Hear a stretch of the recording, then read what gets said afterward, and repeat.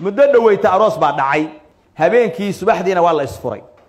raggii ogaa oo goobjooga ka ah markaan weydiiyay waxay ii sheegeen ninkii gabadha soo doonay wuxuu yiri hooyada gabadha dhashay wax alla waxa rabtid iga qaado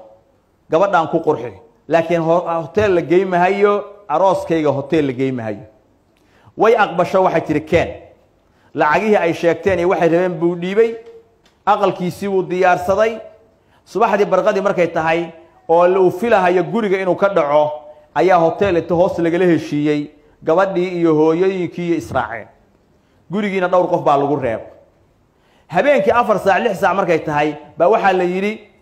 gabadhaadi xaaskiisa u sugahayay soo yiri guri baa lagu dhigay arooskii maantay oo gurigii baan sugahayaa ma qan wax ku dhacay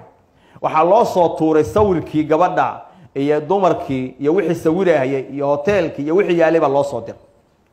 habeenkii gabadhii waa iska sugay markii la keenay oo gurigii loogu keenay waxa u soo baxday gabadhaan inaysan lahayn hooyo naasixad ah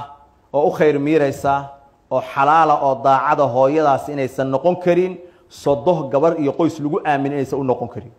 waxa u soo baxday qoys khiyaano ku bilaabay noloshooda si ay ku sii wada noolaadaan inaysan macquul ahayn habeenkii gabadhii markii la keenay halkaas oo kale seexiyay waagi markuu bariyay buu hooyadeedii aabaheed u yeeray waraystu yiri gabadhaan halkaas ay xal seexatay gacnaheenu isma gaarin saacada laga bilaabo iga fasax wax alla wixii qarash iga galana waa iga fasax waxba idima haysto gabadhiina wad maxaa dhacay markii la yiri wuxuu yiri sawiradan arka hotel baa tagteen balanti waad ka baxdeen dad la xidido laga guursado amaana lana matihiin dhaqan xumana gurigeyga ku bilaabaysaan gabadhiina waa idin furanta sidii ayuu ku fasax hal mar bay hooyadii aabihii intay argagaxeen gabadhii gacanta soo qabsadeen oo boorsada soo qaadeen waxa keenaya waxa weeyaan mukhalafatu sharci illah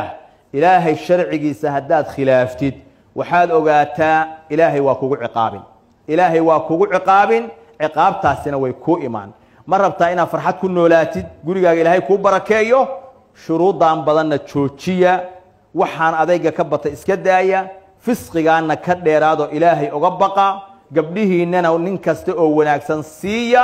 kana daayo hoteelada ilaahayna waxaan weydiisanaynaa bi asmaa'ihi wa sifaatihi inuu inoo barakeeyo gabdhaheena hooyooyinkeena ilmaheena dhamaantood guur saalixa oo wanaagsanna ilaahay subxaanahu wa ta'ala u sahlo bishaaro bushri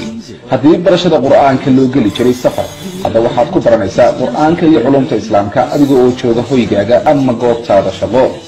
dugsiga online ee barashada qur'aanka iyo culumta islaamka duruusta sida taxanaha u bixinayo waxa kamid ah barashada qur'aanka iyo higaada culumta shariicada tarbiyada ubadka iyo luqadda carabiga qiraa'aadka qur'aanka kariimka iyo barashada salaada isqoristu waa ay socotaa wixii faahfaahinaya intaasi dheer kala xiriir telefoonada iyo ciwaanada ku muuqanaya